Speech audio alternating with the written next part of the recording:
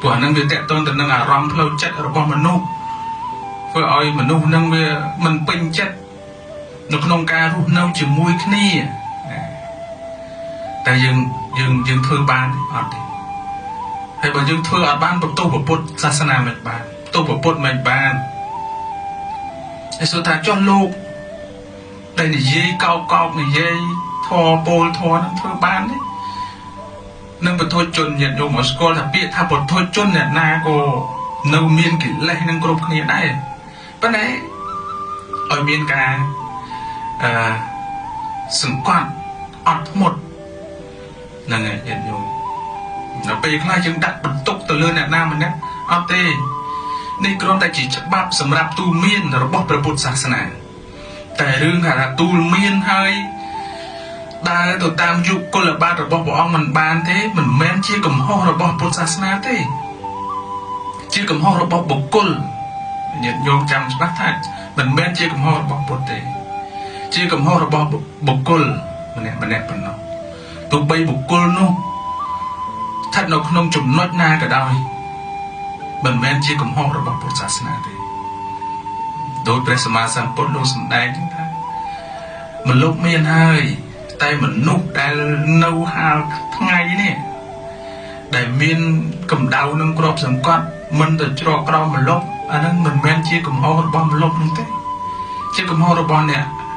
ខ្លួនឯងតា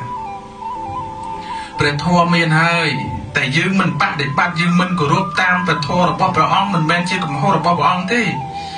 មិនមែនជាកំហុសរបស់ព្រះធម៌ទេជាកំហុសរបស់ខ្លួនឯងណែញាតិញោមសិលមានហើយសិក្ខាបទ5មានហើយបាណាអត្តនិយកាមេមុសាសូរាការកុហកបោកប្រាស់អ្នកដទៃនិយាយញុះញង់អ្នកដទៃឆ្កឹះឆ្កៀលអ្នកដទៃសែបនៅគ្រឿងស្រវឹងសួរថាយើងធ្វើបានទេធ្វើមិនបានទេហើយបើយើងធ្វើបានមិនមែនជាធម៌របស់ព្រះអង្គទេជាកំហុសរបស់បុគ្គលជាកំហុសរបស់យើងខ្លួនឯងអានឹងយើងមើលខ្លួនឯងនឹងអត់ទាន់គ្រប់ជ្រុងជ្រោយទេពេលខ្លះញាតិញោមបុគ្គលខ្លះចេះតែពោលថាអានឹងជាកំហុសរបស់ពុទ្ធសាសនាមិនគួរណាបង្កើតវត្តបង្កើតលោកអីរញ៉េរញ៉ៃញាតិញោមមើលថ្មមិននេះអីទេបើណាគ្រាន់តែថាមិនមែនជាកំហុសរបស់ពុទ្ធសាសនាទេមិនមែនជាកំហុសរបស់ព្រះធម៌ទេជាកំហុសរបស់បុគ្គលខ្លួនឯងធ្វើមិនបានខ្លួនឯងបដិបត្តិមិនបានខ្លួនឯងសិក្សាមិនបាននឹងជាទោសរបស់ខ្លួនឯងជាកំហុសរបស់ខ្លួនឯងមិនមែនជាកំហុសរបស់ព្រះពុទ្ធទេមិនមែនជាកំហុសរបស់ព្រះធម៌ទេនឹងក៏បីចាំហើយខ្លួនឯងនឹងជាអ្នកណាទាំងអ្នកបួសទាំងអ្នកមិនបួសហ្នឹងសិតតែជាកំហុសខ្លួនឯងបើខ្លួនឯងបដិបត្តិមិនបានហ្នឹងជាកំហុសរបស់ខ្លួនឯងដូចថ្មអីឧទាហរណ៍ថាបើខ្លួនឯងបដិបត្តិមិនបានមិនមែនជាកំហុសរបស់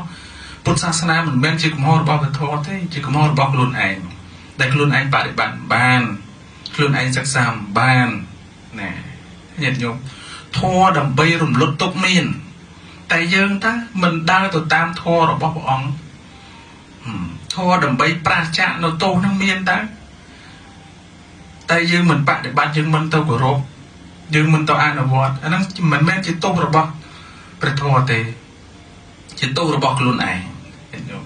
ក៏បីថាជាកំហុសខ្លួនឯងកុំដាក់បន្ទុកលើអ្នកណាម្នាក់ញាតិញោមក៏បីជ្រាបចឹងមើលសូម្បីតែសិល5អ្នកដែលនិយាយកោកថាខ្លួនឯងចេះដឹងណាស់ខ្លួនឯងល្អណាស់ណាការយល់ទៅតាមទិដ្ឋិខ្លួនឯងប៉ុណ្ណោះបាញ់និយាយទៅដល់ធម៌ 84000 ធម្មខណ្ឌឯណាត្រឹមតែសិក្ខាបទ5បាណាអត្តនិយកាមេមុសាសូរាហ្នឹងនាំគ្នាធ្វើមិនបានផងហើយទៅដាក់កំហុសលើពុទ្ធសាសនាលើព្រះធម៌ហ្នឹងជាទោសរបស់បុគ្គលទេជាទោសរបស់បុគ្គលទេខ្លួនឯងធ្វើមិនបានខ្លួនឯងគោរពបានទាំងសិលធម៌បែបពុទ្ធសាសនាមានហើយការនិយាយមកវាដឹងណាស់បើអ្នកប្រាជ្ញទាំងឡាយនៅក្នុងពុទ្ធសាសនាលោកដឹងតែបុគ្គលណានិយាយមកពោលមកសម្ដែងអាការៈមកមានសិលធម៌គេឃើញគេដឹងណា ព្រះសម្មាសម្ពុទ្ធលោកដឹងលោកបង្រៀនមកឲ្យយល់ច្បាស់ថាបុគ្គលណាដែលមានសិលធម៌ល្អបុគ្គលណាដែលអត់សិលធម៌គ្រាន់តែនិយាយស្ដីគ្រាន់តែចេញកាយវិការមកដឹងថាបុគ្គលនឹងគ្មានសិលធម៌ការពោលព្រោះបុគ្គលមានសិលធម៌បុគ្គលអត់សិលធម៌បានអាស្រ័យទៅដោយទ្វាទាំង3កាយទ្វាវិជ័យទ្វាមโนទ្វាណាកាយវាចាចិត្តបើកាយវាចាចិត្តល្អភោរផង់ណាការធ្វើនឹងក៏ប្រកបព្រមទៅដោយសិលធម៌ល្អការនិយាយនឹងក៏មិននិយាយត្រគោះបោះបោកនិយាយមិនញុះញង់មិនឆ្កឹះឆ្កៀលមិនចាក់រុកមិននិយាយភូតភរកុហកបោកប្រាស់អ្នកដទៃនឹងល្អដោយវាចាចិត្តនឹងក៏ដូចគ្នាមិនគុំគួនមិនឈ្នាននេះមិនប្រកាន់មិនគុំគួនមិនសម្លឹងរំពេ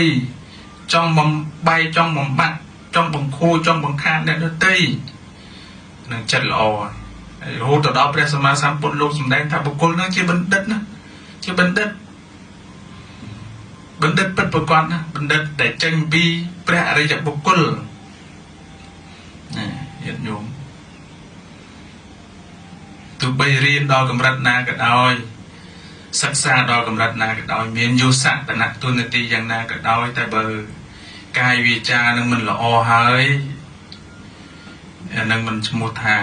បុគ្គលដែលមានសិលធម៌ល្អទេបើយើងរៀនដល់កម្រិតណាការប្រព្រឹត្តធ្វើដោយកាយដោយវាចានឹងសមស្របទៅនឹងការអប់រំរបស់យើងនឹងល្អប្រសើរក្រៃលែង